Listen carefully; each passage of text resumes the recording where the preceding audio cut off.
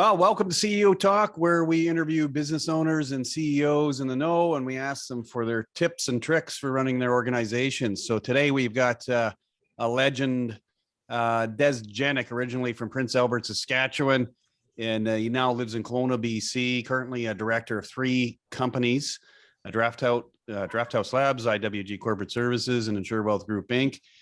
He's generated millions over the years, and we want to hear how he did it. And Des, you're now 74. Is that correct? That is it. Yep. Or 47. 47. And so, Des, how long you been running businesses for? Hold on. I started in my mid-20s, so I would say that's going to be all over into 50 years. Going from there, just following through, changing and growing and flipping and going from there. So. Well, one of the questions we like to hear from guys like yourself that are experienced, what would you do differently? If we're talking 30 years in business or 40 years in business, what would you do differently? Probably look at a possible bigger operation. Everybody kind of comes out sometimes starting in a small scale, small idea, coming from a working background of wage. Normally at a job, whatever, and you start thinking, well, you just get a little business, and the old story, the bigger the risk, the bigger the gain. And I started in a lot of smaller ones and just flipped some small businesses and grew from there and just kept moving into bigger operations as I went, and then rolled into where I am today. So if you could identify maybe 3 things. Number one, probably first off, know what you're getting into to have some insight as to where you're going. Have Right. Small ideas into, a lot of people go off by the seat of their pants and just jump into something on a whim or an idea and don't have any idea where it's going to go. Be prepared to roll up your sleeves, and whatever you choose, get into it and put your heart and soul into it. You're going to have to be from. So getting into something that you know and have skills for to run is what you're saying. Yeah. Your skills, sometimes you can build into the skill set as you grow. Understanding a little bit about it, but I found over the years, most businesses in general tend to have the basics. If you're willing to roll up your sleeves and get to know, learn the business as you grow. Nobody knows everything as you get into it, but as you grow into it, you learn as you grow and you develop your assets as you grow. So when you started your company, multiple companies, we'll go into that in a second. Did you build out a model, or do you wish you would have built out a model over 5 years so that you could cover all your bases and have a plan? As I know we talked about it earlier, would that be something that you would have done and done differently? Yeah, probably somewhat. I'm going to say towards that level, but again, starting a lot of businesses when you're starting fresh. Back to the knowledge factor. If you don't know what you're getting into, sometimes it's hard to build a business model. You don't know what the hell you're doing. You hope your projections. You go to a bank, and the bank always wants projections, so they're going to ask you for a bunch of information that you may know or not know. And by doing so, you just start picking numbers out of the sky and making them. So financing and capitalization. So we talked about that, right? That'd be something a lot of companies struggle off on in the beginning is getting the proper capital to run and do what they want to do. And so if you started off with your first business, kind of tell us how that got capitalized and how you got started. Well, I was starting out like everybody. You get into first off with the idea and the fact that we had a little bit of knowledge about business. My wife was a hairdresser at the time, and we started in the beauty business. So that part was a little bit on track. You go from there into a bank, and they help you kind of get things organized, and you go from there, and then you go back to your parents for backing on a loan. So you got into the beauty business, and how many years was that? We were in that for probably 10, 12 years, I guess. Wow. Yeah. And, we started with 1, ended up with 5. And then we ended up selling them off and going in from there. And along with that, as ironically, I was in the insurance industry along with it. As I was saying earlier, you start from the job. It's a side hustle. Yeah, it was kind of a side hustle, kind of a, what do you do for, putting your wife wants to work, or do you want to go to a job, or do you want to be in business? So we chose to put her in business and me keep my job. Wow. Okay. And then you went from 10 years of that and you went into the next business. Which one was that? we kind of rolled into the retail world and got into the clothing industry and leather and fur industry, and it grew from there. And we're And the name of the company, people in PA would remember that. What was the name of the company? Mr. and Mrs. Leather back in the day. We were into the growth, and again we rolled from that one. We rolled that one into 5 stores, and you start out with one, and from that and again I mentioned earlier, you go from professional staff, if you want to call it, from having to have a beauty salon where you had to have a professional hairdresser to work there. Compared, that was my next step, was to where do you go for the next step? How do you live and learn to go on to your next level to grow and to get into a company is a little bit of a different model, not specialized, and you can run retail. It could be, you and your wife and the kids running it, right? Exactly. And that was what you're saying. Bit of a different model where you're not having the Des cut hair, right? Yeah. So you learn as you grow, and you grow as you learn. I mean, then you get into that level of finding a different direction. Wow. And PA was good to you guys. Very good to us. Yeah. Through that we bought. You're part of the Raiders. You're part of the Raiders group. Yeah, I had that all going, and we did. We've been involved with Raiders very heavily, and we bought some real estate while we were there as well. Had that part in, and we had another little food business along the side. And when I was in a food kiosk hustle, I think it was. Right? Food kiosk it was, and then a bakery on the side of that along the and a bakery. Yeah. Holy smokes. And then let's talk a little bit about that. As you've progressed over the years, you ended up moving down to the Okanagan and buying some real estate down there, and then running a couple franchise businesses. So tell us a little bit about those ones. Well, again, we kind of go from the retail industry and thinking, okay, after so many years, you go from professional staff into supposed day-to-day staff, and then thinking, okay, well, we'll find out about the cost factors and the inventory levels, and which you don't want again with a high load of retail is very, very inventory heavy, and then you have to have a lot of money to carry inventory, and there's a lot of turnovers that people don't understand. Then you get into going from there and looking and thinking, okay, where's the next step? What don't we want? We didn't want professional staff. We didn't want the high inventory. So we chose to go the franchise road into the food industry. Then you got into Taco Time. Taco Time. We got into that and Quiznos.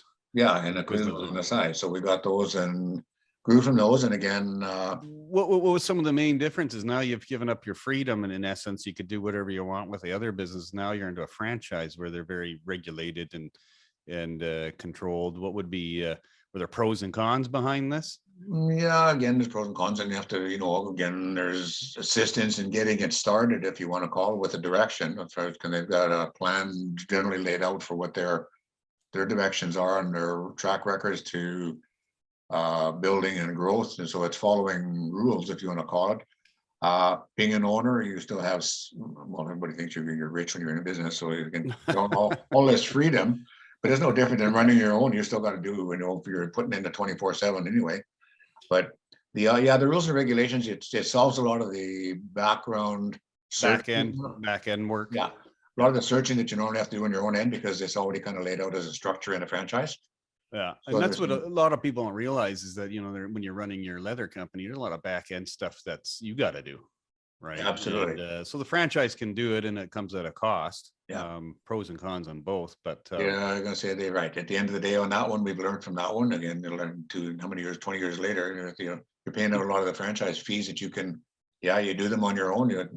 Again, bigger risk, bigger gain. You do it on your own, and you sometimes come off better than you did before. So we've gone from a number of businesses, and then you've piled in some real estate along the way. I don't know, it wasn't commercial real estate, it was mostly residential real estate. Most of residential. I had a commercial. I had a apartment block in Prince Albert. It was 12-suite apartment block. We had that as well for 30 years, I guess it was.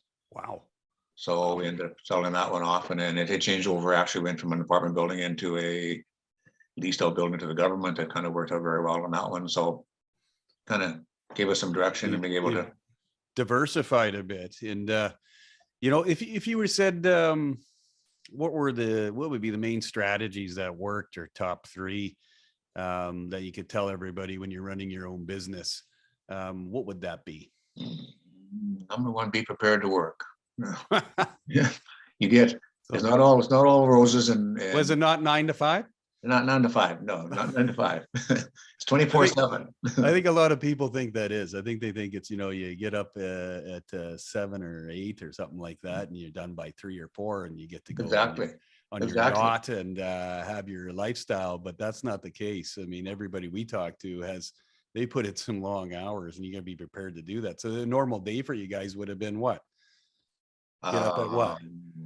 6 or 7 in the morning till 7, 8 at night. And you go home, take your books at home and do your books on the counter at home at night till you go to bed. And it goes from your time off. Everybody comes in thinking, I used to get the common remark was, what are you doing here? Why are you working so hard? What, every time I come here, you're here. And I go, well, nobody else is going to run my freaking business for me. I'm going to say it's going to be me. And if you don't run it, if you're not with your hands on the pulse, it runs away on you. So, well, you talked about, your books. So understanding, would be another thing, understand your budget and your bills, create your budget for the year and stick to it. Is that what made you successful? internal operations is very, very important in banking, understanding, making sure that your bills are paid and you carry on your cash flow and you have enough financing for it. Having that other thing is staying on top of your taxes. A lot of people don't stay on top of their taxes, and we always paid our taxes at the end of every month on our PST or GST, whatever was involved. And I know businesses that went broke as a result of leaving their tax bills for a quarterly or semi-annual, and all of a sudden 6 months down the road, they spent all the money and came due for this CRA, and they had their hand in your pocket. All of a sudden, between the bank and the CRA, they didn't have any money. Yeah. So those are very, very important factors in operation. And so working hard, knowing your budget, and then the, another piece with that, you got to deal with people, right? So tell me a bit about that. How were you successful with that? Dealing with people? Good. You build your rapport with your customers and your customer clientele. You don't have any customers, you don't have a business. So in any business, no matter what it is, where it is, and how it's built, you have to have customers to make it fly. Having a happy staff and so on along with it to work along the way to provide that service to the clientele that you're trying to develop is important, because you need to have, when you're not there or whatever. So, yeah, a lot of companies now use the word, corporate culture. So basically it's that they got to like you, right? Totally. You got to be a leader. Totally. Right. Totally. Yeah. And if you don't do it, they won't. If you're not prepared to do it yourself, they're not going to do it for you, but they'll do it along with you. Yeah. And more adapt to doing it with you than if you're not. If you roll your sleeves up and throw it at them to do it, 9 chances out of 10 you're going to get dumped on. So you've got all this history with businesses, and you're now a director of 3 different companies, and you got involved in that to pass a legacy off, I think we talked about. And you're involved. What's your involvement now? Are you heavily involved in some of the companies you're part of? Or are you as a director, or what type of activities are you involved with? Well, yeah, as a director, I mean, you're on top of the fact in the corporate side again, and moving the businesses forward, keeping again on top of, or having your hand on the pulse and know what's happening internally.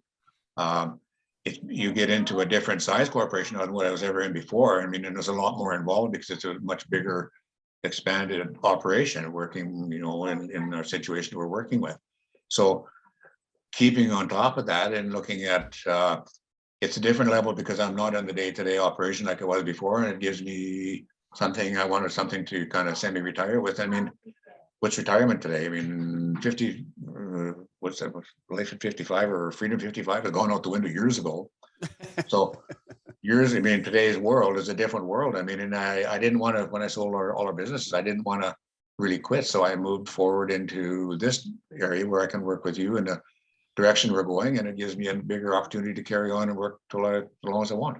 So what do you enjoy now? You enjoy sort of the lifestyle adjustment. It's not really retirement. It's a new phase where you get to do what you want, and you get something to keep you busy, and you get to see something grow. Is that kind of what you're feeling right now, or what what you enjoy? Yeah, it is. And like I said, it gives you something to get out of bed for in the morning, to wake up and have something, have a purpose. I mean, I don't care how old you are. I mean, there's got to be a purpose in life, and whatever there is, as long as you're capable and able to put your feet on the ground and roll over the covers. You got a direction and something to work with, and there's a feeling of value. Yeah, I mean, to be able to have the day-to-day 24/7 idea has gone out of my head. I don't have to, I don't deal with that so much as I did in the past. Right. But I leave it for people like you to take and do things like that. You take it on that pass the buck on to you. But in different levels of where we're going, it's a much bigger operation and it's a different purpose to have the directorship operational wise and be on top of it to make it work together as a group. Yeah, and that's what a lot of business owners do. They build up over time, and then they take a director position, sit on the board, and then help direct the company. And that's basically what you're summing up. So, man, that's a lot of history, a lot of knowledge that you've got from years and years and years of running companies, multiple companies, and you've done really well. You've made millions of dollars, and the listeners here want to hear stories like that. It's not an easy thing overnight. You got to put the time in, right? Yeah. It's not overnight. There's no overnight wealth. Exactly. Nothing's for nothing. And a lot of times the big bonus comes when you sell. That's the end result of your work. You don't see your day-to-day progress. I mean, as long as you're building something, you can build a track record for a future end result of being able to exit a business properly is another big, very important factor, because you have to have an exit plan in place of some sort, right, to know where you're going, because all of a sudden at the end of the day, you started from point zero and you've been worth nothing. And that, depending on the size of your business, can turn into thousands of unprepared dollars that you're not expecting when you sell out. So that's another good point. There's some very important factors in that, and people don't understand that when they're starting up. And it's the old story. They don't have the money in their mind to do it at the day, but it's a lot easier to start when you're doing it. Take it out of your budget when you're beginning and build it into your budget, and it's a factor that works towards the end result. Right, the whole structure, the whole selling structure. So that's real important to take advantage of any tax breaks that you can take advantage of. Totally. Before we wrap up, this has been a great interview. I'd like to ask you one more question. What do you consider to be the most important characteristics that every CEO or business owner should work on to improve themselves to benefit their operations? I think, well, first off, you have to have the knowledge, personality that can work with people. They can do the levels that you can, have them carry out your direction and where you're going. And it kind of ties in with working with you as opposed to against you. And when you have that direction, you can build it to the point where they're working, like I said, alongside of you and not fighting every move. Being a leader, leader. You have to be a leader and give them the direction. You can give them the direction where they can follow your path. They will follow and kind of stay along with what your idea is. It's not to go wandering off on their own, where they're going to come up with their own ideas. Communication and having a leadership and a vision. Yeah. Yeah. Well, hey, we want to thank you, Des. It's been a real pleasure to have you on the show today. I know I learned something and a few new things. I'm sure the audience will come away with some great ideas too. And we want to thank again our audience for watching. If you found value in today's CEO Talk, be sure to like and subscribe to our channel so you don't miss our next episode. We're going to be interviewing other CEOs and business owners regularly. So there's going to be a lot of information you'll be able to benefit from. Most importantly, please share our content with anyone else you think you would enjoy or benefit from what we're talking about today. And we're building a fantastic community here, and we want to reach out to anyone who will appreciate the advice from the CEO interviews. So signing off, Jason Netherton, CEO Talk. Thanks, Des, for being part of the show, and we're going to see you guys next time. Great. Thank you for having me on. All right. Have a good day. Talk to you soon.